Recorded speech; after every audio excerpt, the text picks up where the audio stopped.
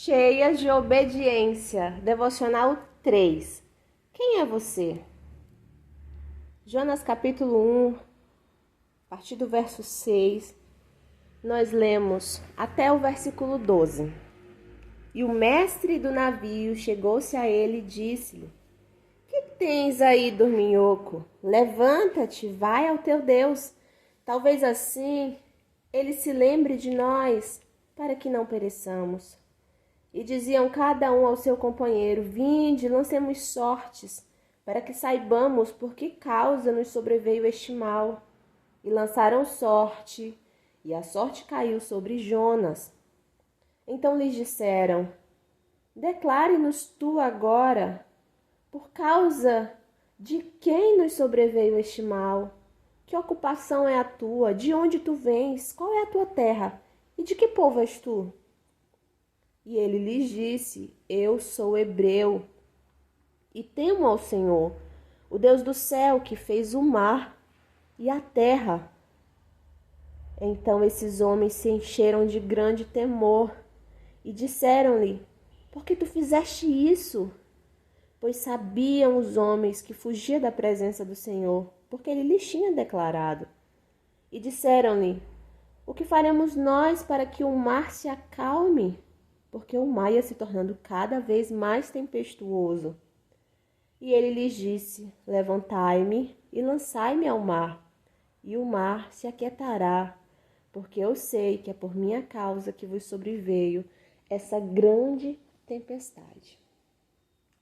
Ainda nesse primeiro capítulo, a partir do verso 4, nós encontramos os marinheiros aflitos diante de uma tempestade sobrenatural.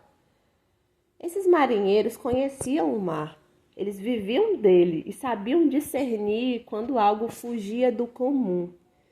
Por isso eles compreenderam que aquela tormenta não era natural.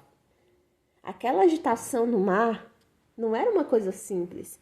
Então cada um começou a clamar aos seus próprios deuses. O que sempre me impressiona é que Deus, em sua maneira de revelar a si mesmo em situações tão incríveis. Deus usa todas as coisas para cumprir os seus propósitos. Até mesmo a nossa desobediência pode se tornar um cenário para que algo bom e digno seja produzido. O nosso Deus é soberano e Ele é tremendo. Enquanto o caos se instalava no convés, Jonas dormia no porão do navio. Você já fugiu assim? Quem nunca escolheu dormir em vez de encarar os problemas? Tomar decisões difíceis, organizar a própria vida. Essa forma de fuga apenas nos atrasa. O descanso, às vezes, pode parecer um alívio momentâneo, mas ao acordar, a tempestade continua ali, esperando por nós. E como diz o salmista, no Salmo 36, versículo 2, ele se ilude achando que Deus não descobrirá o pecado e nem o condenará. Será que é mesmo possível fugir de Deus? Evidentemente que não. A desobediência, ela embota a nossa percepção espiritual, ela nos deixa anestesiadas, desconectadas da realidade do que Deus está fazendo ao nosso redor.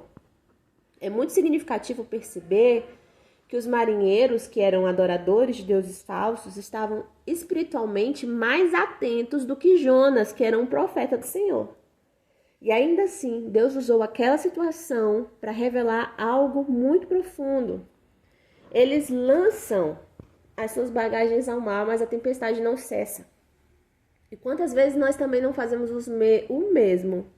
Nós entregamos coisas, abrimos mão de objetivos, de projetos, de planos, mas o Senhor não quer aquilo que nós carregamos nas nossas mãos. Ele nos quer por inteiro. O interesse de Deus não é na obra das nossas mãos, mas no nosso coração. Ele não nos chama porque nós somos habilidosas, mas porque Ele nos ama. Você consegue entender isso hoje, minha irmã? Diante do silêncio de Jonas, os marinheiros fazem perguntas diretas e confrontadoras. Quem que é você? O que você fez? Qual é a sua ocupação? De onde você vem? A que povo você pertence? E a partir daí, Jonas sai do modo mudo e finalmente fala. A desobediência, ela nos coloca em silêncio. E esse silêncio pode se tornar uma prisão. A nossa chamada está profundamente ligada à nossa identidade. Quem é você? Quem é o Deus que você pertence? Isso não pode ter sinal de dúvida dentro de você sobre essas questões. Você precisa estar muito decidida e muito convicta de quem você é. Muitas vezes nós somos assoladas por tempestades internas, pensamentos destrutivos, uma sensação de incapacidade, de inutilidade, uma autocomiseração, insegurança. E a calmaria, ela só chega quando nós lembramos quem realmente nós somos. E isso só é possível quando, primeiro, nós nos lembramos quem é o nosso Deus. Não existe identidade que não venha de Deus para nós. Nossa identidade verdadeira não é descoberta por nós mesmas, mas através daquele que nos criou. No verso 10, Jonas confessa que estava fugindo do Senhor, o Deus dos céus, que fez o mar e a terra. E os marinheiros ficaram ainda mais aterrorizados aqui. Jonas aponta uma solução muito surpreendente. Me joguem no mar, então o mar se acalmará. Eu sei que eu sou o culpado dessa terrível tempestade. E nesse momento ele revela que uma vida precisaria ser entregue para que todos fossem salvos. Olha que imagem poderosa. Jonas se torna ali um tipo de Cristo.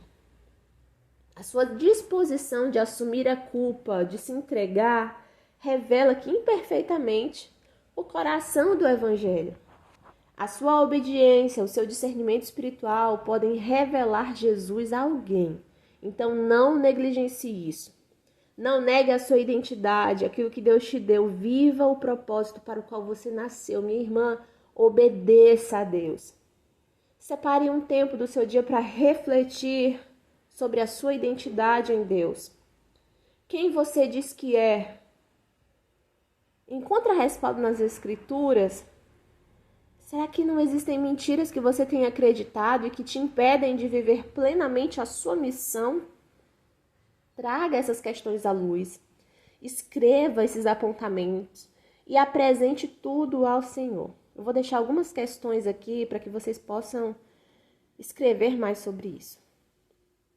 Em que áreas da minha vida eu tenho permitido que a desobediência me silencie? Quem eu digo que sou está alinhado com aquilo que a palavra diz ao meu respeito? E quais as mentiras sobre mim que precisam ser confrontadas hoje pela verdade do Evangelho? Reflita sobre isso e tire um tempo de oração. Vamos finalizar esse momento devocional orando juntas. Amado Deus e Pai, Senhor, revela-nos quem nós somos à luz da Tua verdade. Isso é tudo o que nós precisamos, Senhor. Nós dependemos disso.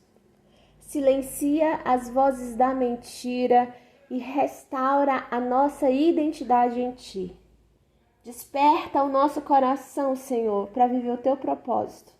O propósito para o qual nascemos. Ensina-nos a Te obedecer com coragem, com fé. Que essa seja uma marca nas nossas vidas, em nome de Jesus. Amém.